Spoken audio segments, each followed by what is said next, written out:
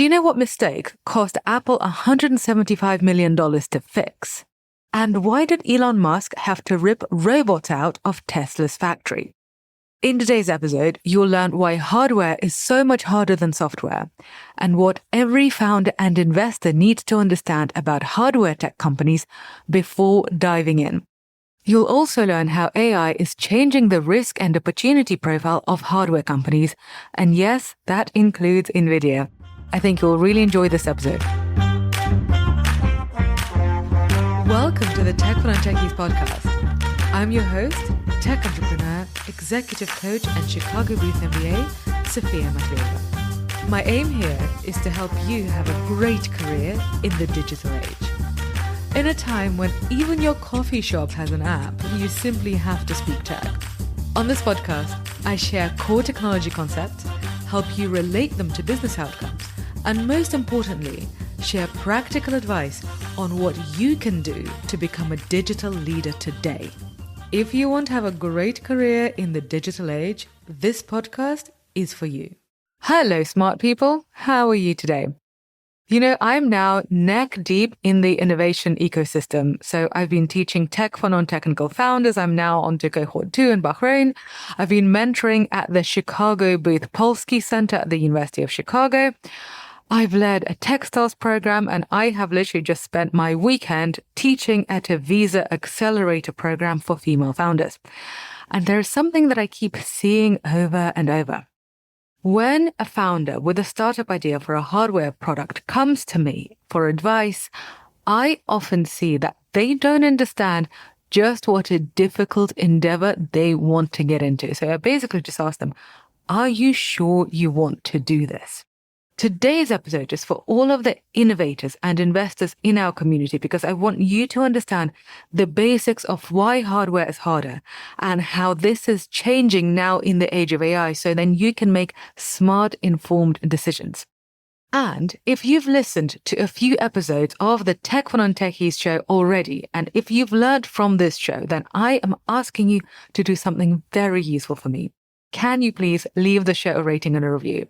I'm giving you high quality, free education to help you have a successful career in the digital age. So in return, please do something wonderful for me and help other smart people like you find this show too by writing a review and giving the show a rating. Literally pressing 5 stars on your podcast app takes less than a minute, and it makes such a big difference to the podcast, to the show, to other listeners, and to me. And also, if you know somebody who is thinking about hardware innovation, then send them this episode and be a helpful friend. And now let's begin with a story about Apple. So when Apple launched the iPhone 4 back in 2010, they made what seemed like a really brilliant design choice. So in this design, the metal band around the phone's edges was actually part of the antenna system. And this was beautiful and innovative, everything we expect from Apple. The antenna was built right into the external case, which allowed for a slimmer design. But, my dear smart person, there was a problem. If users held the phone in a certain way, which then became known as the death grip, their hands would bridge the gap between two parts of the antenna. And this would make the signal drop, and sometimes it even made calls drop, which is obviously not great. That's literally destroying functionality. So users started complaining about this, and obviously this became a public thing. And you know what Steve Jobs said? He actually told users, "You're holding it wrong." So can you imagine? I mean, actually, it's Steve Jobs, so you probably can. Obviously, telling users that the product that you have made is not functioning because they're holding it wrong, well, that made the PR crisis worse. And so Apple then had to call an emergency press conference where Steve Jobs finally acknowledged that there was a problem. And then Apple decided to give out free cases to all iPhone 4 users because the case that they were giving out would prevent direct contact with the antenna. What was the cost of this? It was $175 million. And obviously, reputational damage. I mean, the reputational damage didn't last too long because, Apple is doing very well now, but it probably didn't feel particularly nice. And I can imagine Steve Jobs bristling at the thought of having to admit so publicly that he had made a mistake. So, my dear smart person, this story shows us the first big challenge of hardware. when you have a physical problem, you need a physical solution, because Apple couldn't just push an update like they could do with software bugs. And this is expensive. And this is why venture capitalists are typically more cautious with hardware investments, because they know the risks. Development usually takes longer than planned, costs run higher than expected, and there are just so many more things that basically can go wrong with hardware compared to software. And so this is why hardware companies often get lower valuation than software companies at the start, because investors basically know that they'll need to invest more money and that there'll need to be more time invested before seeing returns. And this makes fundraising for hardware companies harder, basically. And this is especially true if you're outside of the hardware innovation hubs of Boston and Silicon Valley. And so I'm going to give you an example of just how much things cost from Tesla. So this year, in 2024 alone, they are spending over $10 billion on infrastructure and development. And, obviously, if you're Elon Musk and you're adored by a large part of the VC community, you're the world's richest man, then some of these rules don't really apply to you. But if you're not Elon Musk, then things are going to be harder, right? So you see, the Apple story shows us that hardware problems need physical solution. And Tesla's example shows us just how expensive these solutions can be. And here's another example from Tesla. So back in 2018, 2019, they tried to automate their Model 3 production and built this highly automated factory. And Elon Musk called this a machine that builds the machine. And this sounds really great for cost control. And as an investor, my ears would perk up. But then this machine that builds the machine turned into what Elon Musk himself called production hell. So Tesla actually had to rip out some of the robots and bring in human workers instead. So goodbye cost savings from automation. And when things go wrong in hardware, they really go wrong. So in just one quarter in 2019, Tesla lost $702 million because of these production problems. So you see how these stories connect. Whether you're Apple with your antenna problem or Tesla trying to build your new type of factory, hardware challenges need physical solutions, and those solutions need serious money and serious time. And this is why hardware companies need to pay for inventory upfront. So they need to buy expensive hardware, they need to buy expensive equipment upfront, they need to manage complex supply chains, and then they often have to wait to get paid by retailers. So the cycle of money coming out and then the cycle of money coming in, it's a very long cycle. Whereas a software company can run on a laptop and Wi-Fi. And compare that to hardware, right? So hardware needs factories, warehouses, and millions in inventory before making their first sale. So when you actually look at the speed of fundraising of hardware versus software, well, software is just in a different category. And I was recently at a startup pitch competition and I saw a really innovative hardware solution and their business model was good. They were doing really well. Their innovation was really interesting and could actually be world changing. And nobody wanted to invest in them. It was really sad. There were 4 other software companies which were decent, but probably wouldn't have been as world changing, but the risk was much lower. So basically everybody was interested in them. So, my dear smart person, you might be wondering, with all of these challenges, why would anybody build a hardware company? Well, there is a very good reason.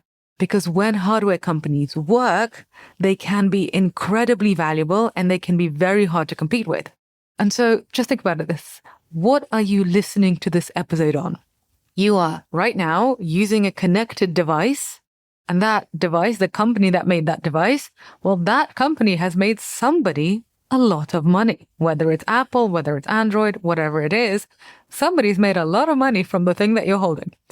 So let's think about Apple again. Yes, they had that antenna problem, but they've built an ecosystem of hardware products that's nearly impossible to replicate. So once you have an iPhone, you're likely to buy AirPods and then maybe a MacBook and then an Apple Watch. I literally have all of these things.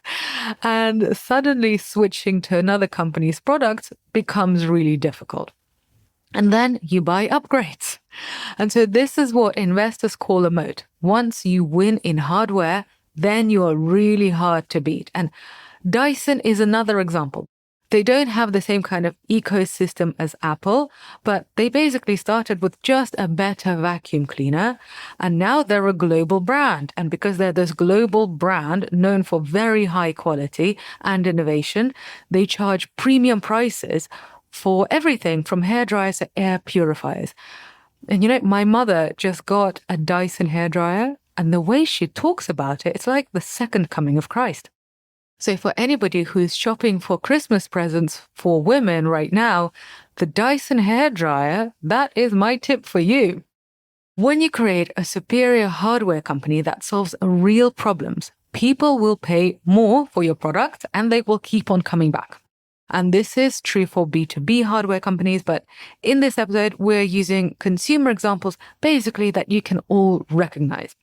The thing is that successful hardware companies, they don't just sell products, they often build ecosystems, they solve real physical problems, and with that, they create barriers to competition, and innovation is basically harder. Creating an innovative hardware product that solves a real problem really well, better than other hardware products, is hard. So the rewards are higher when you get there. So it's harder than software, but the rewards can also be much, much more enormous. So higher risk, higher reward.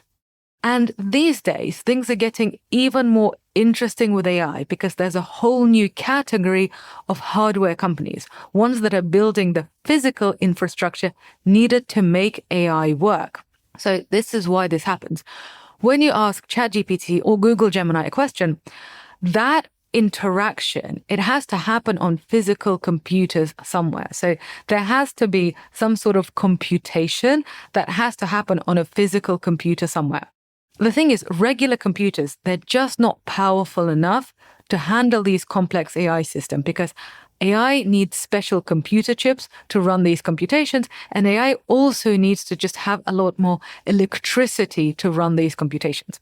And so this is why companies like Nvidia have become so crucial to AI development, and this is why Nvidia is doing so spectacularly well right now.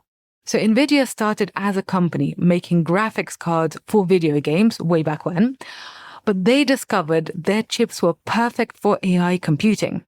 And today, they're one of the most valuable companies in the world because their hardware is powering the AI revolution.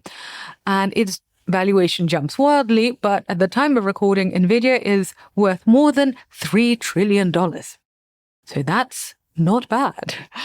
And now we're seeing new companies like Cerebras and Grok trying to build even more specialized chips just for AI, because there's a lot of interest and investment in the space because basically nobody wants to depend entirely on NVIDIA's chips.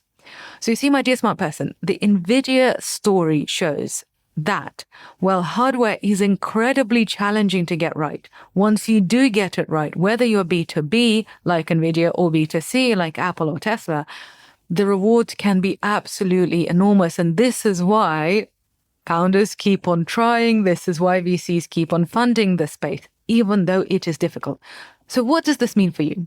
Well, if you're thinking about building a hardware product or investing in one, you need to understand 3 key things. So thing 1, physical problems need physical solutions. Remember Apple's $175 million phone cases. There were phone cases, physical products, not just a bug update. Thing number 2, you need enormous capital before you even know if your approach will work. So this is something we can learn from Tesla. Number 3, there is no such thing as a quick fix because every change involves physical infrastructure, supply chains, and real-world testing. But there's also a 4th lesson. If you can combine hardware innovation with emerging technologies like AI, you might find investors who are much more willing to take on those hardware risks. The key is to show them why your hardware is essential for the future and how it will be part of an ecosystem and not just another gadget. Because actually, when you look at Nvidia, they're also building a new type of ecosystem. So it's not just chips. They're not only valuable because of chips. By the way, if you want to learn more about the Nvidia story, I highly recommend you listen to a podcast called Acquired. And on Acquired, they have several really long episodes about Nvidia. And so you can really, really dive deep into the story and what makes them so special. And now, after this episode, you have an in-depth understanding of how software companies differ from hardware companies. You can now impress your friends with how knowledgeable you are, so you are welcome. And if you found this episode useful, which I assume you did because you were still here, then please leave this show a rating and a review. It really helps other smart people like you discover these lessons and succeed in the digital age. And also, if you have friends or colleagues who are thinking about hardware innovation or investing in hardware companies, please share this episode with them, because literally, if you just send them a quick WhatsApp message, it could save them millions in mistakes. Literally, if you just send one person a message today and suggest that they listen to this episode, it might be exactly what they need before they spend their life savings on a hardware startup. And on that note, thank you very much for being with me today and listening to this episode. You have invested in your career today. You've invested in your future, and you should feel really proud of yourself. And I'm proud of you. So have a wonderful day, and I shall be back in your delightful smart ears next week. Ciao.